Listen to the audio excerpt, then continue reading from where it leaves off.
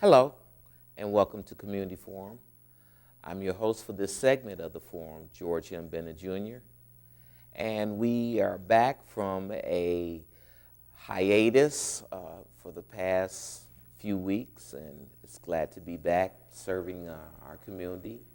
And today, as our guest, we have a young man that went to school in this area, and he wears many hats, and he is in the person of Chauncy Williams. Welcome, Chauncy. Hello. Hello, how you doing? Good, and you? All right. Chauncy is here today to talk to us about the upcoming Peace Muskegon. It's the Martin Luther King celebration that's coming up this coming Monday, January the 20th, and it's going to be held at Muskegon Senior High School. So tell us about it, Chauncy. Peace Muskegon it started as an essay contest last year for students, and the students will write about what does peace mean to them. Okay. And now they have expanded it more into a program where they're going to have, I'm going to be functioning as a keynote speaker. Okay, congratulations. A hip-hop singer named by the name of James Timothy White. He's coming in. They're going to have a separate concluding that program. Marquette, they're going to have a two-way immersion program come. MLK Community Choir is going to be there. It's just a long list of things that's going to be there, and I'm just hoping that the community comes out and supports something like that and just basking in that enjoyment and just pulling closer together on such a monumental day of Martin Luther King. Yeah. That day is now recognized as a day of service. And so we are really excited about the MLK Day of Service this year. On last year, it was held at our church, and it was a really nice experience and a very nice program. Miss Portia White Kidd, she spearheaded it, and she did an awesome job. And this year, she was delegated to spearhead it again. And from what I understand, it's going really well. Yes, I know last year, Mr. Duran, he helped out with that. Me and him worked together at Oakview. Okay. And he had the Young Men of Destiny come out and support with the food trucks and stuff. Yeah. So showing that community involvement and everything, and now they got me speaking, so it's like we just keep on working together and just trying to build and just make our community a positive place. You want to have positive influences around our kids as much as time as we can. Yeah. So it's a good way to have Miss Kidd come in and do something like this and be able to tug on us and say, I need your help and support. You Right. can't say no to someone when they trying to do something right. You know? That's right. That's right. That's right. And the program is going to be held where? It's going to be at the Muskegon High School, Okay. 80 West Southern Avenue, Okay. from 3 to 6 p.m. Okay.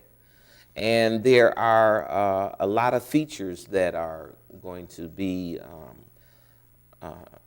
into the program, and I see that there's a high school and middle school choir. Yes. Okay. Now that's coming from Muskegon, the high school students? Yes, Muskegon High School students. They're excellent. Okay. I've seen them perform a couple times, and they really work hard, and that'll be a good thing for the community to come out and see. Right. Something other than just sports activities that show that our kids have different qualities and gifts and talents that needs to be celebrated. Right. So it's a great forum for them to display that. Mm-hmm. Now, the middle school choir too. That's at Steele Middle School. Yeah, the old Steele Middle School. Yeah. Yeah, those students will be there also. Okay. Okay. Now, can you tell us a little bit about the essays and what they entail? Peace and what it means to me. I actually teach in 6th grade at Oakview. Okay. So the students were required, I know at our grade level from 3rd to 6th, I believe it had to be 150 words. Okay. So kind of like a confession. Okay. What does peace mean to me? What do I strongly believe in peace? What is it? What is the initiative for peace? And as my students worked on it, I know I couldn't give them that much help. Right. They already knew what I expect. Okay. The best, because I don't want people essays sounding the same. But for the grades below than that, it's 75 words. Okay. So a lot of students were looking and say, hey, Mr. Williams, it's kind of short. I say, no, it's not.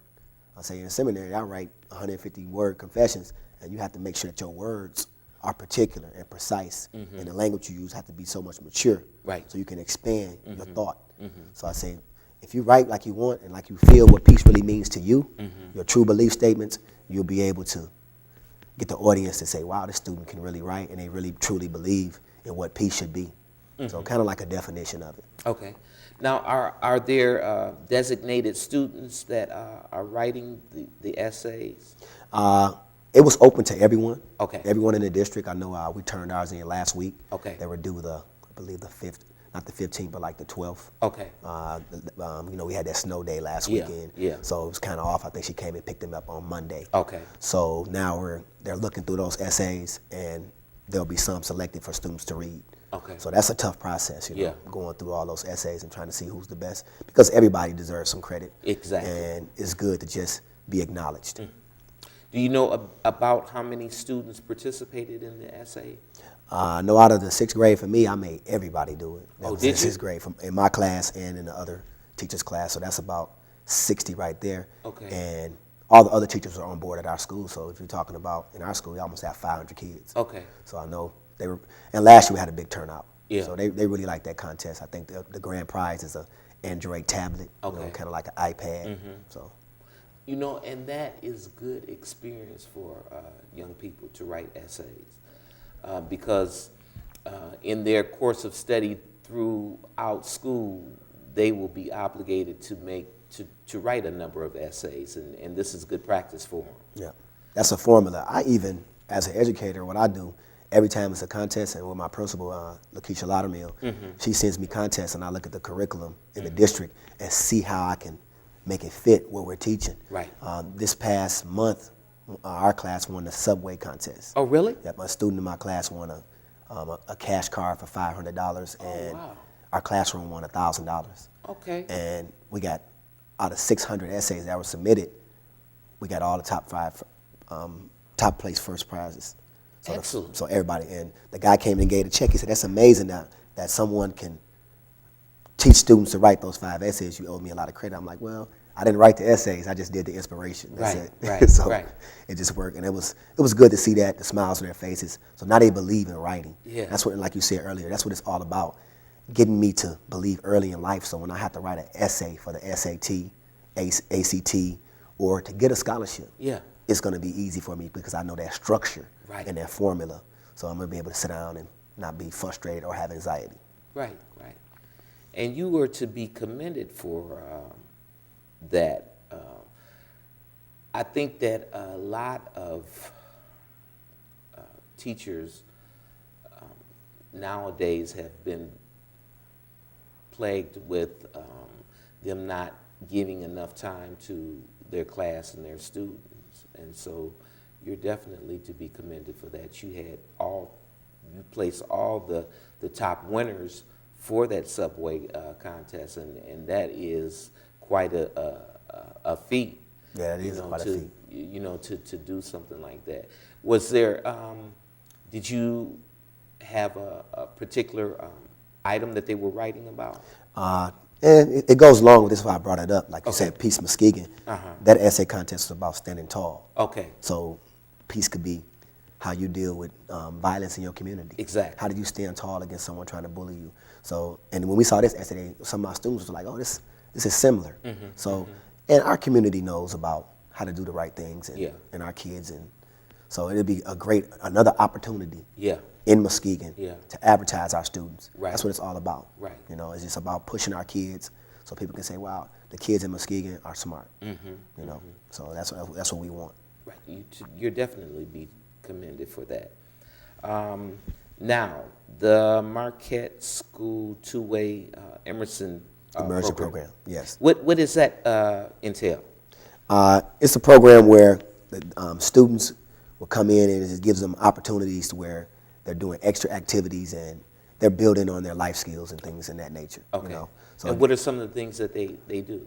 I've heard about it, and quite frankly, it's kind of new to me. I can't wait to see how it's going to roll out because Okay. it's younger students. Okay, all right. So they get to see at the younger age what are they doing with them, because research says that if you can mold a child's mind from 0 to about 6, they can become whatever they want to. So by doing this two-way immersion program, it's helping them acquire certain skills and talents other than just having book skills. You know, Right. it's good to have other skills like social skills, Okay. on how to deal with conflict, how to solve problems, how to work together. Okay. So, you know, just being able to be in an environment other than just in a classroom setting. Okay, all right.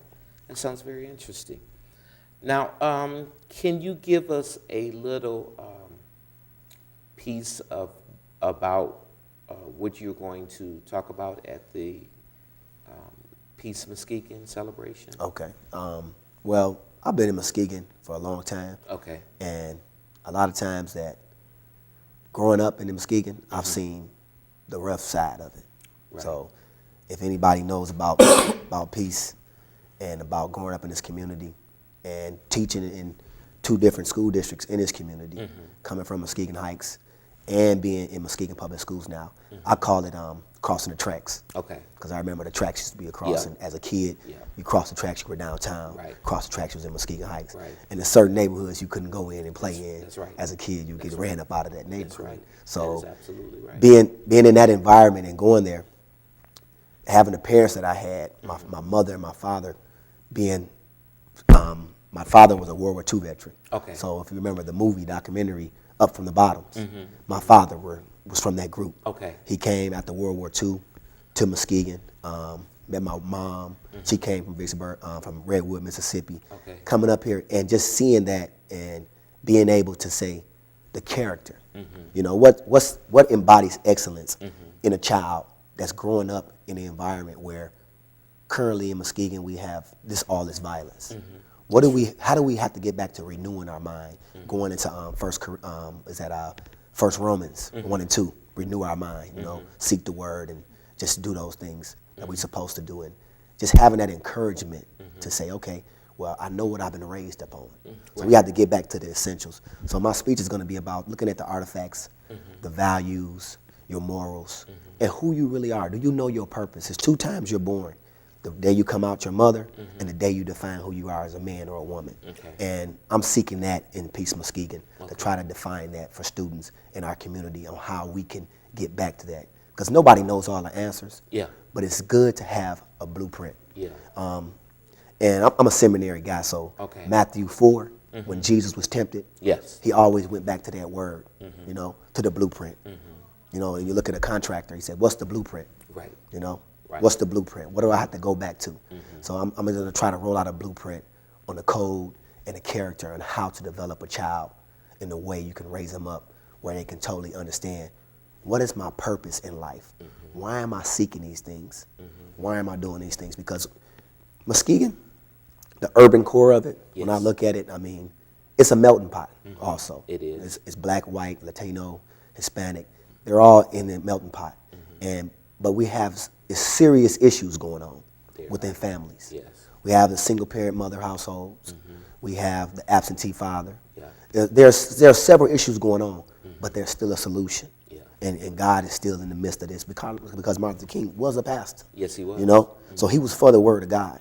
And we have to get back to that basics where people are knowing that the blueprint is what it is. And I just want to share that with people on what I believe and what got me from 0 to the age of 36 today, where I'm sitting here and I'm not an expert, but how we can collaborate and pull in more and more. So it's kind of a way of me looking at it and saying, Peace Muskegon, what it is to me, and how I can teach tolerance, how can I teach humanity to each other, and how can we solve our problems and walk together and have a resolution on moving forward in our community and being able to advance our children, because that's our biggest investment. Yes. I mean, kids are better than money. Yeah. It's better than education, because when someone has a kid, and I don't have any children yet, you look at it, it's the perfect model of yourself. It's the next person that come along. I'm smarter than my father today. You know, my father, he dropped out of high school to enlist in the Army. Right. And my mother, she dropped out of high school to work on the farm. So when I look at that, I'm like, well, I'm ahead of them because I'm a college graduate. I'm working on a second master's degree, but my parents didn't have that. Right. And we have to get back to that teaching to our children to say, what is that model? What is the thinking I'm supposed to have? What is my purpose in this world? What am I supposed to do? And you can't do that without knowing your history. Yeah. You know your history, know your people. And unfortunately, a lot of our kids They might have the side of the mother, but not the side of the father, Right. because he's probably not at home. Right. You know, and I just want to get back to that model to show my community that I do have a basic fundamental understanding on how to build a child and which way they should go. Right. Excellent. Excellent. Excellent. Who were some of your mentors as a child growing up? Who did you want to emulate? Okay, who did I want to? I wanted to emulate my father, my dad. Okay. My dad was the coolest man. I wasn't one of those kids that grew up that's like, I like the sports athletes and all that, but they weren't real. They wasn't in the house with me. Right. They were You know? superficial. Yeah, they were superficial. My father, he was a real man, and he was a working man. Yeah. I saw him work 12 hours. He worked in he didn't work in Lakey's, but he worked in Apex Foundry over here. Yeah. And it was like a fire pit. And I got to go to work with him one day, and I saw how hard he worked, and I was like, man, that's amazing. Like, I can't do that. I'm gonna go to school.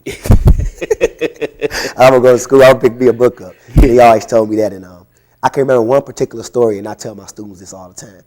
And my father, he was a Tech 5. Yeah. And see, I know my history. So when you know your history of your family, Right. you always identify. You look at that in your family and say, okay, that's my dad. And I can remember he made sure, he was retired when I was in middle school. Okay. He made sure that I got to school every single day. We lived in East Park Manor. Okay. And they call it the projects today. Yeah. 615 C Hall. That's my address. Okay. I remember it because that's my foundation where I Okay. started it. And we lived there, and we lived off Social Security. And I know my dad got a Social Security check, and we got one, and it was like $600. And today people living, that's poverty. Yeah. But I didn't know. Right. I wasn't poor. Right. I was not poor. We had food every day. But I know that one thing, my father and my mother made sure my mother made sure I ate breakfast every day, and my father made sure I got to school every single day. Those are the important objectives. And that's a poor family. Yeah. And I'm just going to tell this one particular story that it always makes me figure out what I'm supposed to be doing in my life. Because a lot of times people complain and they say, oh, I don't have this, I don't have that, the car broke or this is that.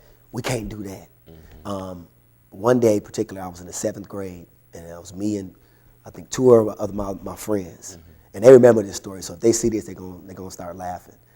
We were going to school, and my father had a Oldsmobile. Okay. They call them Medusa and the Quarter. Yeah. They call them green. It had the Buick wheels on it, and my father had that car. I remember when he got it new, but then it got older. You know, it was kind of rusted out, but it still cranked up because he knew how to work on cars. And we had a vehicle. Okay. And then we had a car. Yeah. It was the kind of community car for all me and my friends to Right. go to school. So we're going to school, and he always got us to school early. My mom cooking breakfast one day, like any other day. We get in the car, we're driving, and the steering wheel fall off the car. You know, the old school where they had that bolt in the middle. The steering wheel, the whole steering column fall apart. So he brakes the car, puts it in brake, and puts it in park. And my friends in the back seat looking at me like, they not laughing. You know, kids today would probably laugh. They would. But they know they ride to school. That's right. Was gone. That's right. My father put the car in park, went to the trunk because he's a Tech 5, and got a pair of vice grips, clamped them on that steering wheel, cranked that car back up, and drove us to school. Wow. God rest his soul.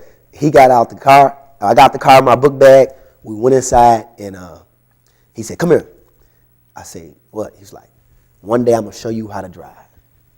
One day I'm going to show you how to be driven. And with that right there, I knew that when it came to playing sports, when it came to going to Michigan State, I could not quit. That's right. And that's the bottom line in being who you're supposed to be. And thinking about my father, the drive that he gave me when I wanted to quit in certain situations, I couldn't. Because I seen that time. He said, nope, don't quit. Believe you can do it. Don't leave the room. I don't care how hard it is. Don't leave the classroom. And you can get it. And that's the basic story, and that's a lesson. Yes, it is. He didn't say quit, it's over. And see, parents today, they'll come in, defend their child. They'll come to the school. What did you say about my son? My father, it was like this. I had Mr. Nash as a teacher. He was another one of my mentors. Mr. Russ, played for Lee Gilbert. And those people, I couldn't go home and tell nobody. Because those men were in my life. Yeah. If they said I did something wrong, my daddy didn't even question them. It was said and done. And going back to that drive is, your dad can go and buy you, he can't buy drive at Walmart. That's right. He can buy you the socks, the outfit, the PlayStation, but he can't buy you drive. That's right. Drive is acquired. Exactly. You got to acquire that through life experience to see what your parents went through. So you'll be able to say, hey, that's some hardship. That's hardship right there.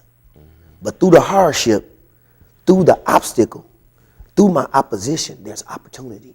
Yes. You know, where's a crisis, Christ is. Yes. You understand? Yes. And that's what we have to be able to see for our youth, because our kids get so frustrated. And I work with all levels. I work with the 6th grade, I work with the high schoolers, then I work with college athletes, and I look and I say, why are you quitting on yourself? You was almost there. Oh, I can't do it. I don't got no money.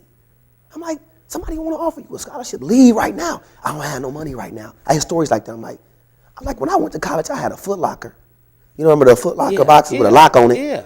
And a TV where you had to hit the top of it and the screen got little, and $50 in my pocket.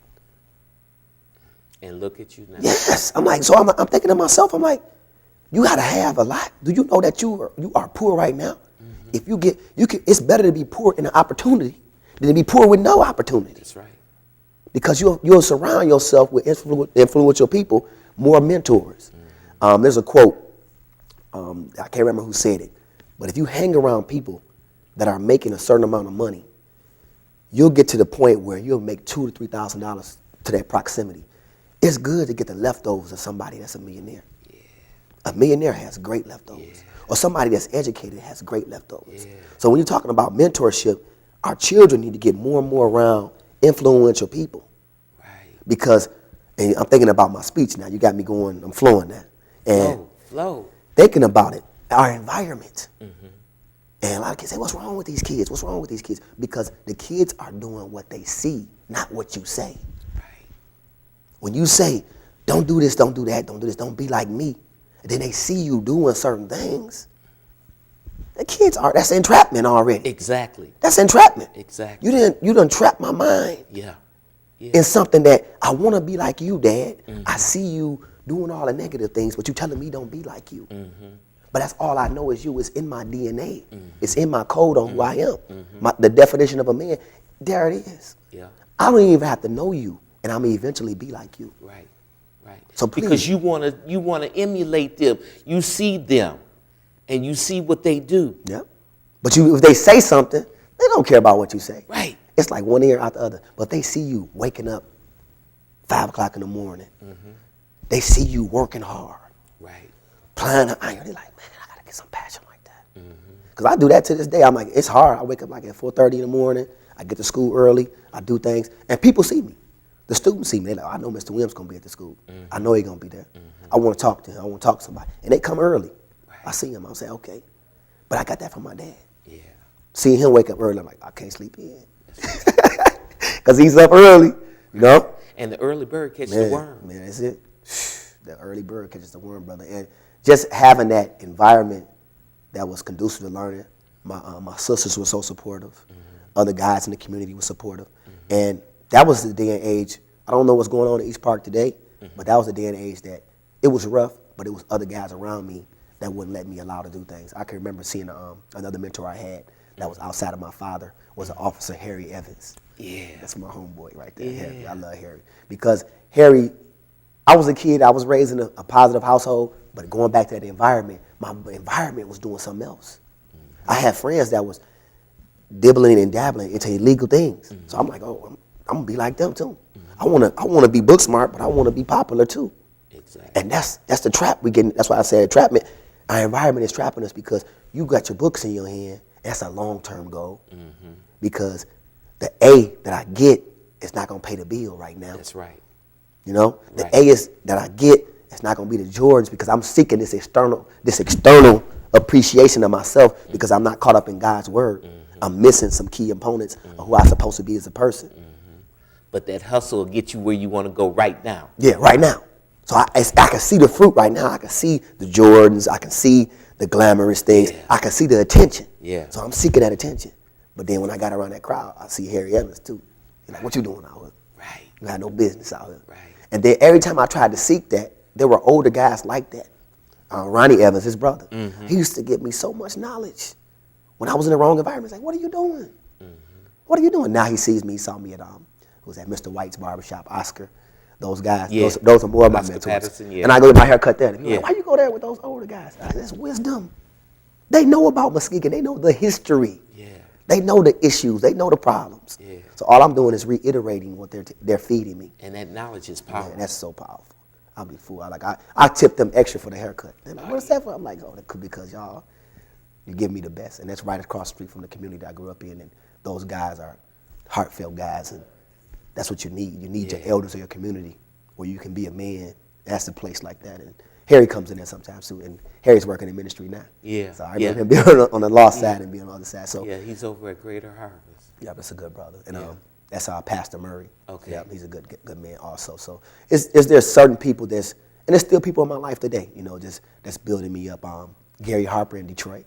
He was a good pastor. He started my walk in Christ. Okay. In around 2003 when I moved to Detroit, because that's a fast city, and I lived in Taylor, and I somehow drove to that church one day and started going there, and I got baptized there, and it's just so many people. It's not just one person. You have your season, and you move on, and then while you're in that environment, but the environment is a powerful thing, and it's getting so many of our youth, and they think school is not the right thing, but they need to realize that the more and more you learn about yourself in the different disciplines, math, science, reading, writing, you're avoiding the trap, because research says if a child doesn't know how to read by the age of third grade or whatever old they are, 9 or 8 in that grade, they're going to build more prisons. Now, you can look at an example in our community right now. I always ride around Muskegon, and I ride around 131, and I see in the center we have this urban core, but on the outside we got a beautiful Spring Lake, got a beautiful Grand Haven. Yeah. We have all these North Muskegon. I'm like, but why is the urban core suffering? Right.